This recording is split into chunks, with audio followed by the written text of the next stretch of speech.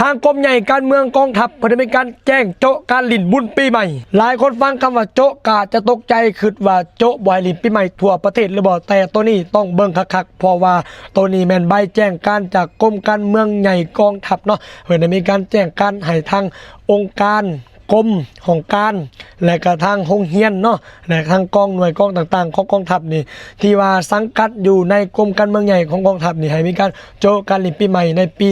2026นี่ก่อนเพราะว่าช่วงนี้เศรษฐกิจเฮาก็คือสิฮู้อยู่เนาะมีสงครามต่างๆราคาเครื่องของใช้ก็อาจจะแพงน้ำมันก็ขาดเนาะก็ได้มีการ